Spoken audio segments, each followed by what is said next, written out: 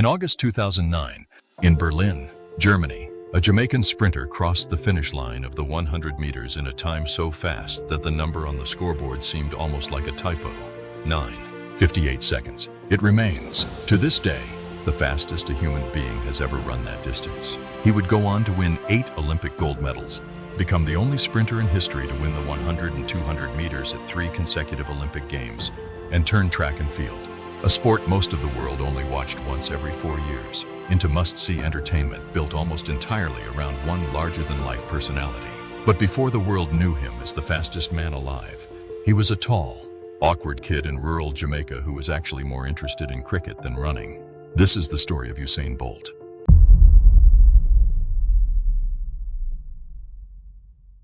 Usain St. Leo Bolt was born August 21, 1986, in Sherwood-Content, a small rural village in Trelawney Parish, Jamaica, to Wellesley and Jennifer Bolt, who ran a small grocery shop in the community. Growing up in Sherwood-Content, life centered around simple pleasures, playing cricket and football in the street with his brother and cousins, attending the local Baptist church, and helping out around the family shop.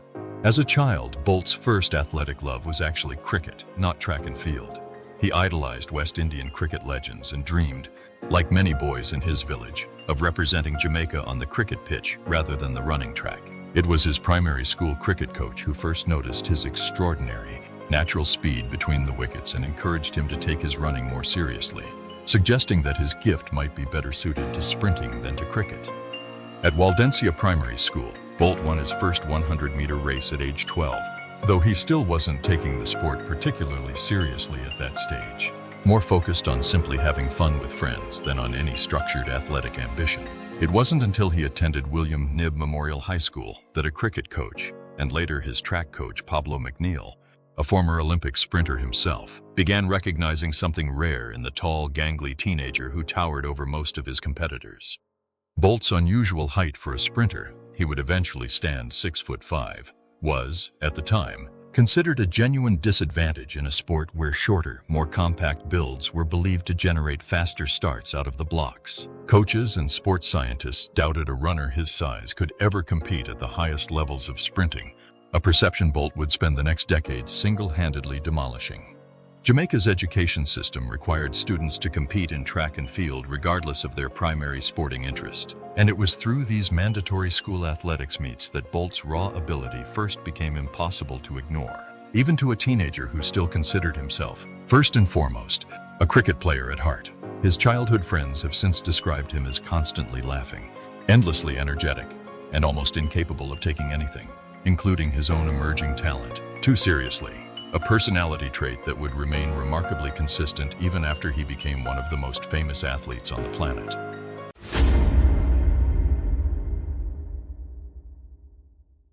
Bolt's competitive breakthrough came at the 2002 World Junior Championships, held in his home country of Jamaica, in Kingston. At just 15 years old, he won the 200 meters, becoming the youngest World Junior champion in history. The victory, achieved in front of a passionate home crowd, instantly made him a national sensation in Jamaica, a country with an already rich sprinting tradition, but no prior prodigy quite like this. Despite the early success, Bolt's teenage years were also marked by a certain undisciplined streak that worried his coaches, a fondness for junk food, video games, and a general reluctance toward the strict training regimens that dominant sprinters typically required. His natural talent was so overwhelming that he could still win races despite training habits that would have doomed a less gifted athlete. But this pattern created real tension with coaches who saw enormous unrealized potential being left on the table. He turned professional in 2004, competing at the Athens Olympics as an 18-year-old, though a hamstring injury limited him to an early exit in the 200 meters. The following years brought a string of injuries and inconsistent performances that led some in the Jamaican athletics establishment to quietly wonder whether Bolt's junior dominance had been a false dawn, a familiar story of extraordinary young talent that never quite translated to senior-level success. Pablo McNeil, himself a former Olympic sprinter who had represented Jamaica decades earlier, took on much of the responsibility for Bolt's early technical development, recognizing that raw talent alone would not be enough to sustain a career at the highest levels of the sport. McNeil's mentorship, combined with the passionate support of the broader Jamaican athletics community, helped keep Bolt within a structured sprinting pathway even during the periods when his commitment to training wavered.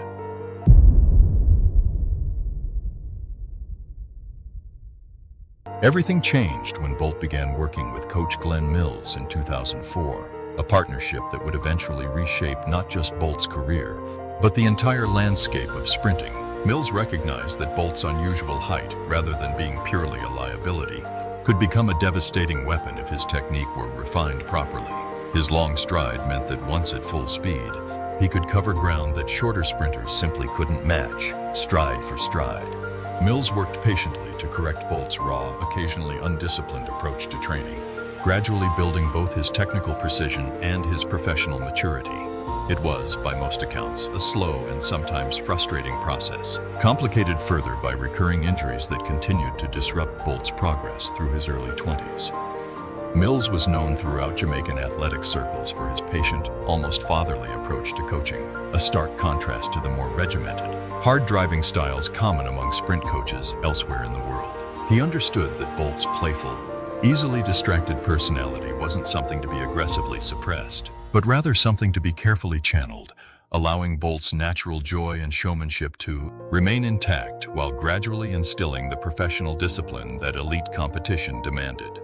The turning point arrived in 2007, when Bolt, still primarily known as a 200-meter specialist, began experimenting more seriously with the 100 meters under Mills' guidance. The results were immediately promising, and by early 2008, in the build-up to the Beijing Olympics, Bolt was running times that suggested something extraordinary was brewing, though even his own coach reportedly cautioned him not to abandon the 200 meters entirely, uncertain the 100 would ultimately be his strongest event.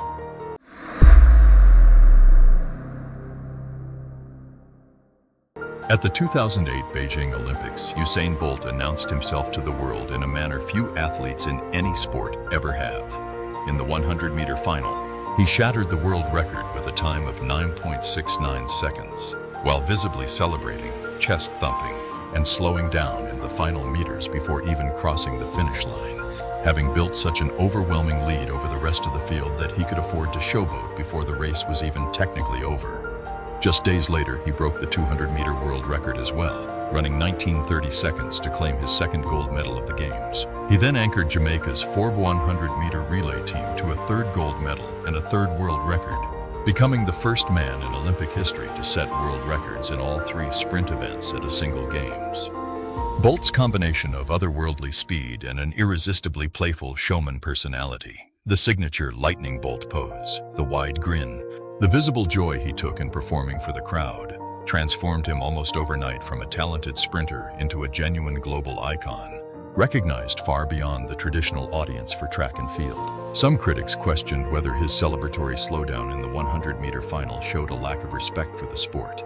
But for millions of new fans watching around the world, it was exactly the larger-than-life personality that made them want to watch him run again.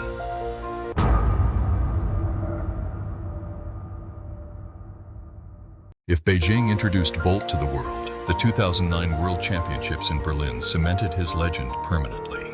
In the 100-meter final, Bolt ran a time that seemed to defy the natural limits of human sprinting, 9.58 seconds, obliterating his own world record by more than a tenth of a second. An almost unheard-of margin of improvement at the elite sprinting level, where world records typically fall by hundredths of a second at most. Days later, he lowered the 200-meter world record as well, running 19.19 seconds. Both records still stand today, more than a decade and a half later, a testament to just how far ahead of his era Bolt's Berlin performances truly were. Sports scientists and biomechanics experts have spent years since studying exactly what allowed Bolt to reach such extraordinary speeds, pointing to his unique combination of long stride length, exceptionally quick turnover for a man his size, and near-perfect running technique that Glenn Mills had spent years carefully refining.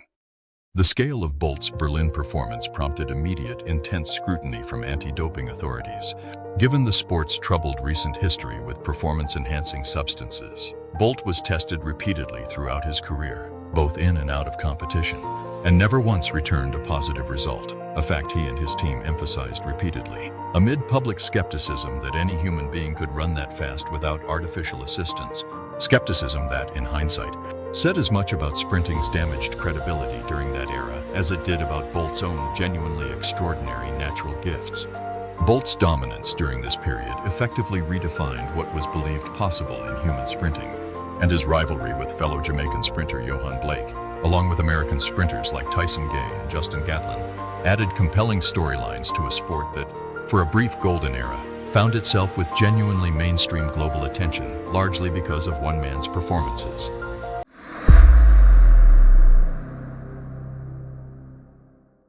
Bolt carried his dominance forward to the 2012 London Olympics, successfully defending both his 100 and 200-meter titles, along with the relay gold, becoming the first sprinter in Olympic history to win both individual sprint events at consecutive games, a feat immediately dubbed the double-double. His time of 9.63 seconds in the London 100-meter final remains the second fastest time in history, behind only his own Berlin world record. He continued the streak at the 2016 Rio Olympics, winning the 100, 200, and relay gold medals for a third consecutive games, completing what became known as the triple-triple, 9 total Olympic gold medals across 3 Olympics in the sprint events, an achievement no other sprinter in history has come close to matching.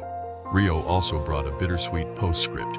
Years later, Bolt's 2008 Beijing relay gold medal was stripped after teammate Nesta Carter's retested sample from that games came back positive for a banned substance, technically reducing Bolt's individual Olympic gold medal count, even though Bolt himself was never implicated in any doping violation throughout his entire career.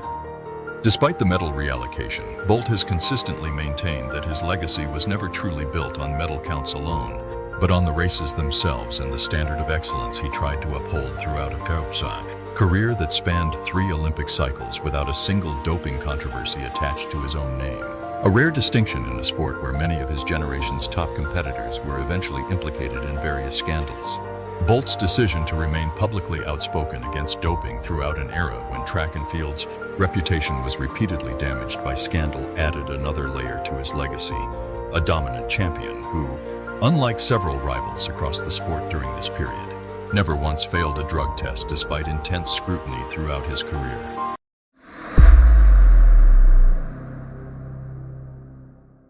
Beyond his statistics, Bolt's cultural impact on track and field was, by nearly universal agreement among sports commentators, unlike anything the sport had experienced before or has experienced since. His larger-than-life personality, dancing before races, playfully interacting with camera operators and fans, his genuine visible joy in competing, transformed the often clinical, serious atmosphere of elite track and field into something closer to entertainment spectacle, drawing television audiences and stadium crowds that dwarfed typical attendance for the sport. Meet organizers around the world openly competed to secure Bolt's participation, understanding that ticket sales and broadcast ratings shifted dramatically whenever he was scheduled to compete. Track and field, a sport that traditionally struggled for mainstream relevance outside Olympic years, experienced what many analysts described as a genuine Bolt effect throughout his prime, not unlike the boost golf experienced during Tiger Woods' dominant years. Broadcasters frequently noted that Bolt's individual races, often lasting under 20 seconds from gun to finish line, would draw viewership numbers rivaling far longer marquee sporting events, an almost unprecedented ratio of cultural impact to actual screen time. His post-race celebrations, interviews, and even his warm-up routines became must-watch content in their own right, extending his commercial and cultural reach well beyond the narrow window of his actual competitive performances. Off the track, Bolt became one of the most recognizable and highest-earning athletes in the world, securing major endorsement deals with global brands and becoming a genuine cultural ambassador for Jamaica, a small island nation that, thanks significantly to Bolt's dominance, became globally synonymous with elite sprinting excellence.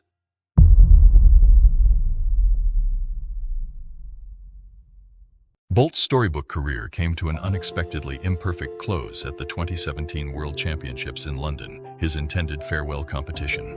He finished third in the 100 meters, his first individual defeat at a global championship in years, behind winner Justin Gatlin. Then, in his final race ever, the 4x100-meter relay, Bolt pulled up with a hamstring injury partway through his anchor leg, collapsing onto the track and failing to finish the race that was supposed to be his triumphant farewell. It was an uncharacteristically anticlimactic ending for a career defined by seemingly effortless dominance. But Bolt handled the disappointment with the same grace and good humor that had defined his public persona throughout his career, later reflecting that even a great story doesn't always get to choose its own final chapter, and that he remained proud of everything that had come before that single difficult night. Fans and fellow athletes at the London Stadium that night gave Bolt an emotional standing ovation despite the disappointing result, widely recognizing that a single imperfect final race could not undo nearly a decade of unprecedented dominance. Rival sprinters, including longtime competitors he had spent years racing against, embraced him on the track afterward in a display of mutual respect that transcended the disappointing circumstances of his farewell. He formally retired from competitive athletics later that year, leaving behind a career record that included 8 Olympic gold medals, 11 World Championship titles, and world records in the 100 meters, 200 meters, and 400-meter relay that, as of this recording, remain unbroken.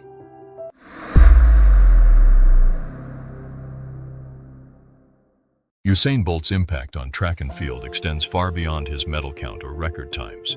He proved that a sprinter's height, long considered a structural disadvantage in the sport, could instead become a devastating advantage when paired with proper technique, a lesson that has influenced how a new generation of tall sprinters approach the event.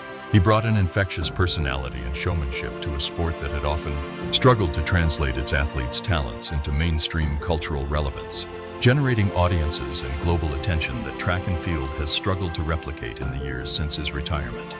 For Jamaica, a small nation of fewer than 3 million people, Bolt's dominance became a source of immense national pride, cementing the country's reputation as a global sprinting powerhouse and inspiring a new generation of young Jamaican athletes who grew up watching him compete. Since retiring, Bolt has remained a prominent global ambassador for athletics, occasionally appearing at major events and continuing to champion clean competition within a sport still working to rebuild public trust after decades of doping scandals. He has also pursued business ventures, including a stake in electric vehicle and renewable energy companies, applying the same relaxed but ambitious approach to his post-athletic career that had defined his years on the track. He was the boy from Sherwood Content who preferred cricket to running, discovered almost by accident by a coach who noticed something extraordinary in a gangly, undisciplined teenager. He became, by every meaningful measure track and field has ever produced, the fastest human being who has ever lived, and in doing so, turned an entire sport, however briefly, into something the whole world wanted to watch.